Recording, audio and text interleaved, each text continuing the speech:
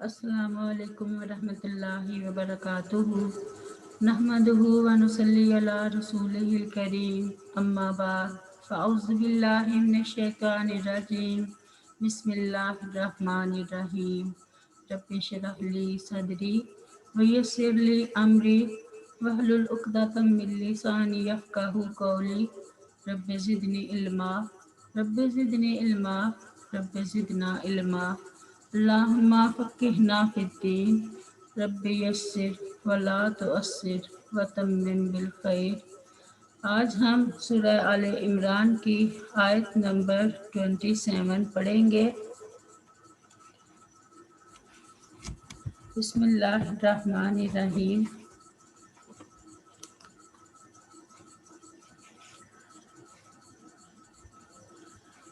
تولج اللیل، تو داخل کرتا ہے رات کو، فی النہار دن میں، وتولج النہار، اور تو داخل کرتا ہے دن کو، فی اللیل رات میں، وتخرج الحی، اور تو نکالتا ہے زندہ کو، من المیت مردہ سے، وتخرج المیت، اور تو نکالتا ہے مردہ کو، من الحی زندہ سے، وترزق، اور تو رزق دیتا ہے، من تشاء، جس کو تو چاہتا ہے، بغیر حساب، بغیر حساب کے۔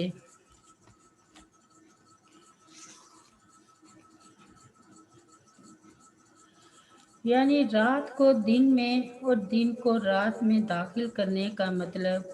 موسمی تغیرات ہیں۔ رات لمبی ہوتی ہے تو دن چھوٹا ہو جاتا ہے، اور دوسرے موسم میں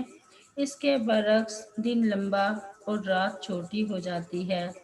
یعنی کبھی رات کا حصہ دن میں اور کبھی دن کا حصہ رات میں داخل کر دیتا ہے، جس سے رات اور دن چھوٹے یا بڑے ہو جاتے ہیں۔ جیسے نطفہ مردہ پہلے زندہ انسان سے نکالتا ہے، پھر اس مردہ نطفہ سے انسان، اسی طرح مردہ انڈے سے پہلے مرغی اور پھر زندہ مرغی سے انڈا، مردہ یا کافر سے مومن اور مومن سے کافر پیدا ہوتا ہے۔ بعض روایات میں ہے کہ حضرت معاذ رضی اللہ عنہ نے نبی کریم صلی اللہ علیہ وسلم سے اپنے اوپر قرض کی شکایت کی، تو آپ صلی اللہ علیہ وسلم نے فرمایا کہ تم آیت قل اللہم مالک الملک تؤتی الملک من تشاء وتنزع الملک ممن تشاء وتعز من تشاء وتذل من تشاء بیدک الخیر انک علی کل شیء قدیر پڑھ لیا کرو۔ پڑھ کر یہ دعا کرو، رحمان الدنیا والآخرات ورحیمہما تؤتی من تشاء منہما وتمنع من تشاء ارحمنی رحمۃ تغننی بہا عن رحمات من سواک اللہم اغننی من الفقر واقضی عنی الدین۔ ایک دوسری روایت میں ہے کہ یہ ایسی دعا ہے کہ تم پر اگر احد پہاڑ جتنا قرض بھی ہو تو اللہ تعالیٰ اس کی ادائیگی کا تمہارے لیے انتظام فرما دے گا۔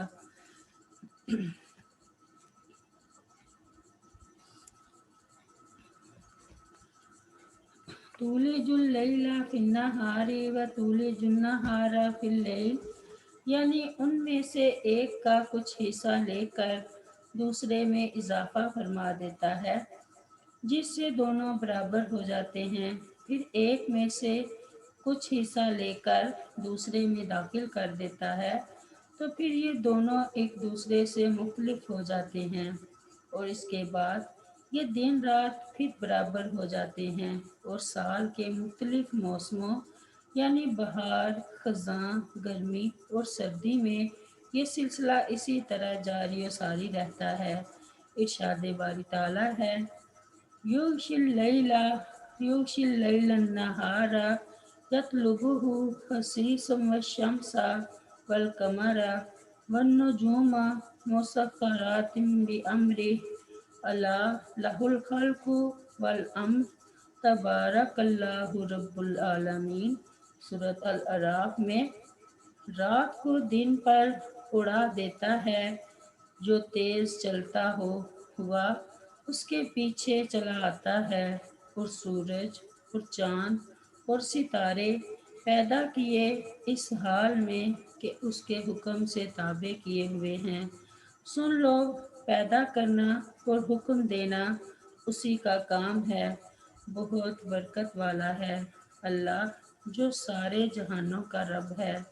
اور فرمایا یولج اللیل فی النہار ویولج النہار فی اللیل وسخر الشمس والقمر کل یجری لأجل مسمی ذالکم اللہ ربکم لہ الملک۔ سورہ فاتر میں وہ رات کو دن میں داخل کرتا ہے اور دن کو رات میں داخل کرتا ہے، اور اس نے سورج اور چاند کو مسخر کر دیا، ہر ایک ایک مقررہ وقت تک چل رہا ہے، یعنی یہی اللہ تمہارا پروردگار ہے، اسی کی بادشاہی ہے۔ وَتَرْزُقُ مَن تَشَاءُ بِغَیْرِ حساب۔ اللہ تعالیٰ کے علاوہ کوئی رزق دینے والا نہیں، وہ اکیلا ہی رازق اور داتا ہے۔ ارشاد باری تعالیٰ ہے اَمَّن یَبْدَأُ الْخَلْقَ ثُمَّ یُعِیدُهُ وَمَن یَرْزُقُکُم مِّنَ السَّمَاءِ وَالْأَرْضِ أَإِلَٰهٌ مَّعَ اللَّهِ قُلْ هَاتُوا بُرْہَانَکُمْ اِن کُنتُم صادقین۔ سورۃ النمل میں یا وہ جو پیدائش کی ابتدا کرتا ہے پھر اسے دہراتا ہے، اور جو تمہیں آسمانوں اور زمین سے رزق دیتا ہے، کیا اللہ تعالیٰ کے ساتھ کوئی اور معبود ہے؟ کہہ دے لاؤ اپنی دلیل اگر تم سچے ہو۔ آیت نمبر 28۔ لا يتخذ المؤمنون، نہ بنائے مومن،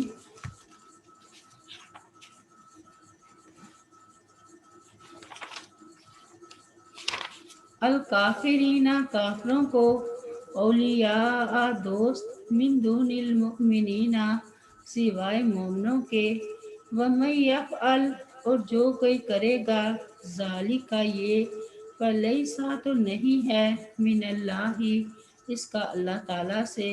فی شیء کوئی تعلق، الا مگر،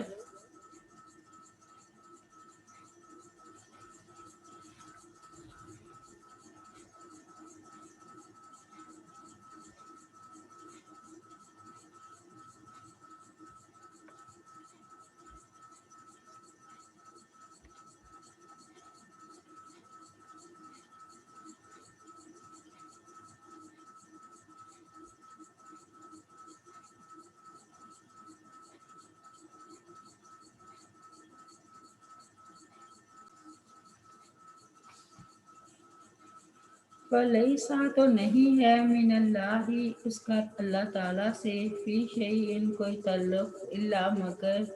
ان تتقوا اس لیے کہ تم بیچنا چاہو، منہم ان کے بچنا چاہو ان کے شر سے، توقاتاً بچنا، وَیُحْذِرُکُمُ اللہِ اور ڈراتا ہے تمہیں اللہ تعالیٰ، نفسہ اپنی ذات سے، وَإِلَى اللہِ اور اللہ تعالیٰ ہی کی طرف، إِلَيْهِ الْمَصِيرُ وَإِلَى اللہِ الْمَصِيرُ اللہ کی طرف لوٹ کر جانا ہے۔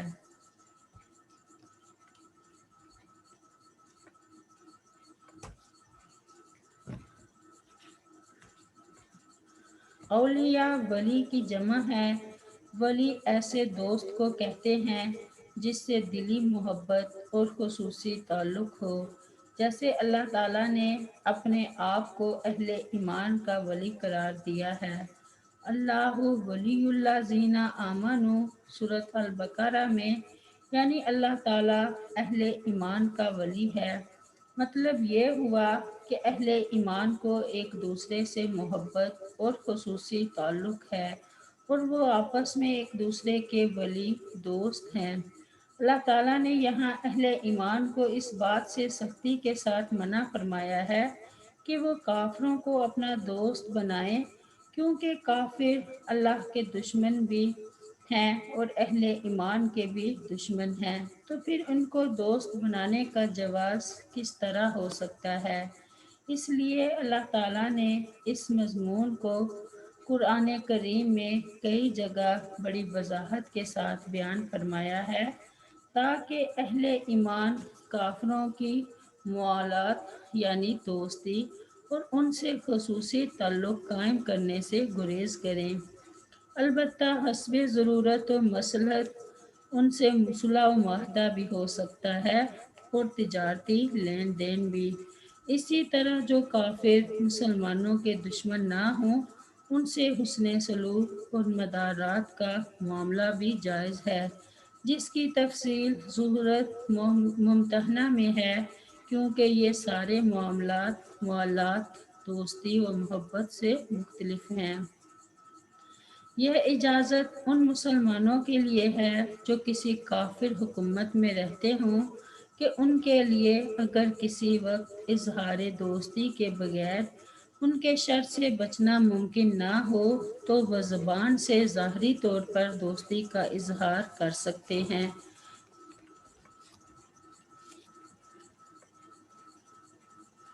اللہ تعالیٰ نے اپنے مومن بندوں کو اس بات سے منع فرما دیا ہے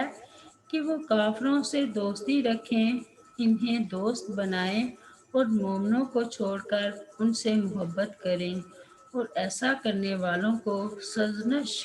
کرتے ہوئے فرمایا کہ جو اس کا ارتکاب کرے گا تو اللہ تعالیٰ اس سے بیزار ہے۔ ہاں، اگر کوئی بعض علاقوں یا بعض اوقات میں ان کے شر سے ڈرے تو وہ ظاہر میں ان کے شر سے بچاؤ کی کوئی صورت اختیار کر سکتا ہے، جبکہ باطن میں ایسا جائز نہیں۔ آگے فرمایا کہ اللہ تعالیٰ تمہیں اپنی سزا سے ڈراتا ہے کہ اگر تم نے اس کے دشمنوں کو دوست بنا لیا اور اس کے دوستوں سے دشمنی کر دی تو وہ تم پر اپنا عذاب مسلط کر دے گا۔ لا يتخذ المؤمنین الکافرین اولیاء من دون المؤمنین، ارشاد باری تعالیٰ ہے، یا ایھا الذین آمنوا لا تتخذوا عدوی وعدوکم اولیاء تلقون الیہم بالمودۃ وقد کفروا بما جاءکم من الحق یخرجون الرسول وایاکم ان تؤمنوا باللہ ربکم، سورۃ الممتحنہ۔ اے لوگو جو ایمان لائے ہو، میرے دشمنوں اور اپنے دشمنوں کو دوست مت بناؤ، تم ان کی طرف دوستی کا پیغام بھیجتے ہو، حالانکہ یقیناً انہوں نے اس حق سے انکار کیا جو تمہارے پاس آیا ہے۔ وہ رسول کو اور خود تمہیں اس لیے نکالتے ہیں کہ تم اللہ تعالیٰ پر ایمان لائے ہو جو تمہارا رب ہے، اور فرمایا لا تجد قوما یؤمنون باللہ والیوم الآخر یوادون من حاد اللہ ورسولہ ولو کانوا آباءہم او ابناءہم او اخوانہم او عشیرتہم، سورۃ المجادلہ میں۔ تو ان لوگوں کو جو اللہ اور یوم آخرت پر ایمان رکھتے ہیں نہیں پائے گا کہ وہ ان لوگوں سے دوستی رکھتے ہوں جنہوں نے اللہ تعالیٰ اور اس کے رسول کی مخالفت کی، خواہ وہ ان کے باپ ہوں یا ان کے بیٹے یا ان کے بھائی یا ان کا خاندان۔ اور فرمایا یا ایھا الذین آمنوا لا تتخذوا الکافرین اولیاء من دون المؤمنین اتریدون ان تجعلوا للہ علیکم سلطانا مبینہ۔ سورۃ النساء میں اے لوگو جو ایمان لائے ہو، ایمان والوں کو چھوڑ کر کافروں کو دوست مت بناؤ۔ کیا تم چاہتے ہو کہ اللہ تعالیٰ کے لیے اپنے خلاف ایک واضح حجت بنا لو؟ اور فرمایا یا ایھا الذین آمنوا لا تتخذوا الیہود والنصارى اولیاء بعضهم اولیاء بعض ومن یتولہم منکم فإنہ منہم۔ سورۃ المائدہ میں اے لوگو جو ایمان لائے ہو، یہود و نصارہ کو دوست نہ بناؤ، ان کے بعض بعض کے دوست ہیں، اور تم میں سے جو انہیں دوست بنائے گا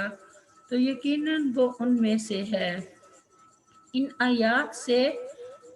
کسی مسلمان کے لیے مسلم ممالک کو چھوڑ کر کفار کے ملک میں رہنے کی کراہت بھی ثابت ہوتی ہے، کیونکہ وہاں مسلمانوں کو کفار سے دوستی کے عملی ثبوت کے بغیر رہنا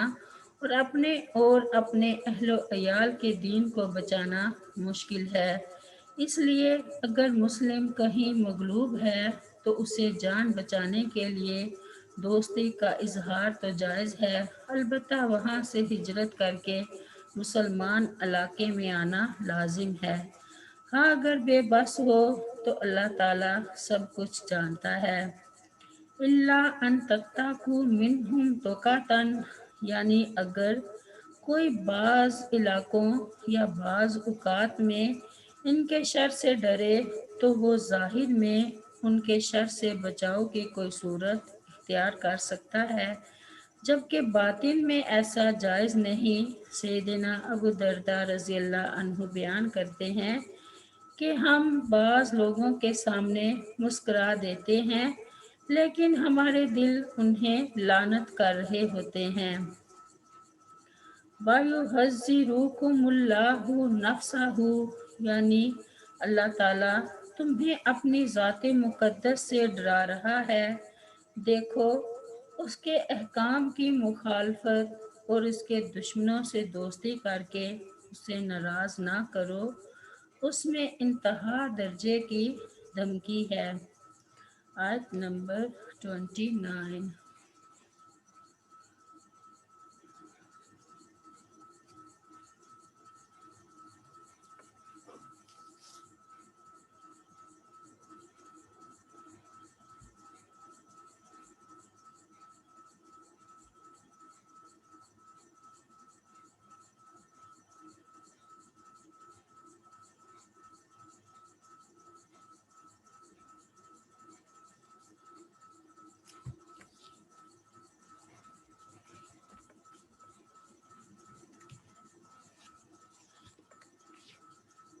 قل کہہ دیجئے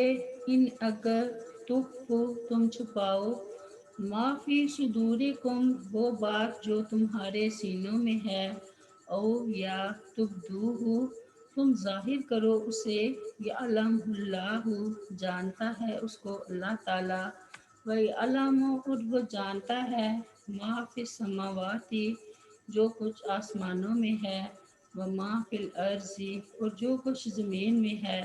واللہ اور اللہ تعالیٰ علی کل شیء ہر چیز پر قدیر خوب قادر ہے۔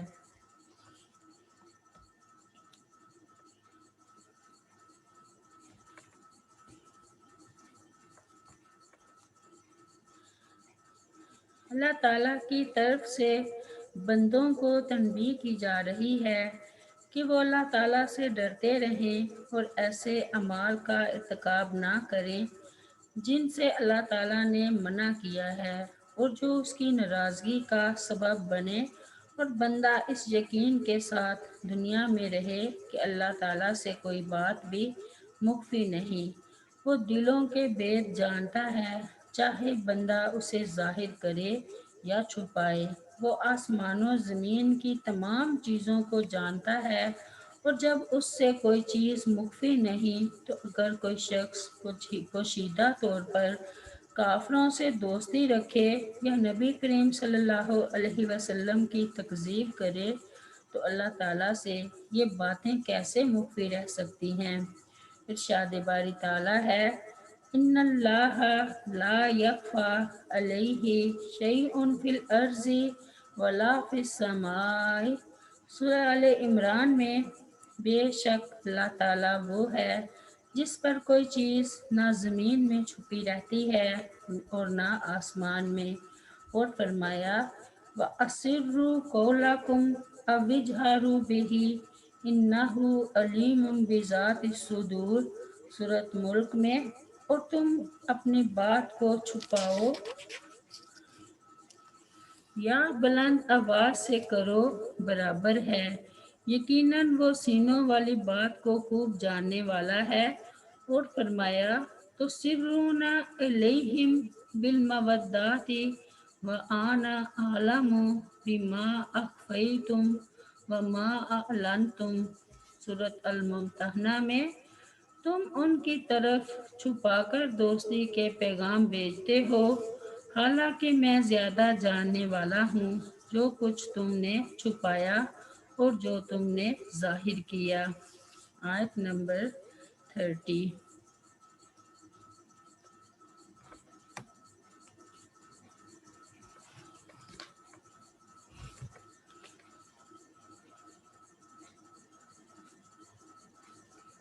یوم جس دن تاجدو پائے گا کلو ہر نفس نفس ماں جو عاملات اس نے عمل کیا، من خیرن اچھائی سے، محضراتن اپنے سامنے حاضر کیا ہوا،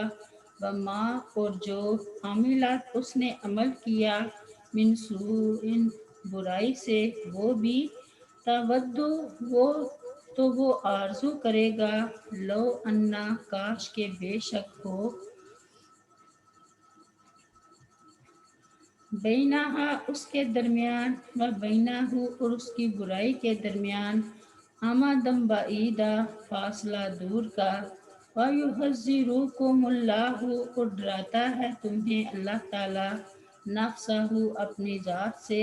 واللہ اور اللہ تعالیٰ، رؤوف بالعباد بہت شفقت کرنے والا ہے اپنے بندوں سے۔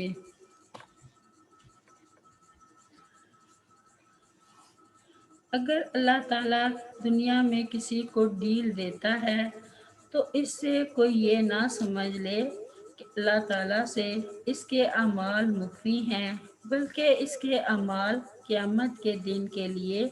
اٹھا کر رکھ دیے جاتے ہیں، جس دن ہر آدمی اپنی نیکیوں کو اپنے سامنے پائے گا، اور جب اپنے گناہوں کو اپنے سامنے دیکھے گا تو تمنا کرے گا کہ کاش اس کے درمیان اور ان کے گناہوں کے درمیان بہت زیادہ دوری ہو۔ سبحان ربک رب العزت عما یصفون وسلام علی المرسلین والحمد للہ رب العالمین۔ السلام علیکم ورحمۃ اللہ وبرکاتہ۔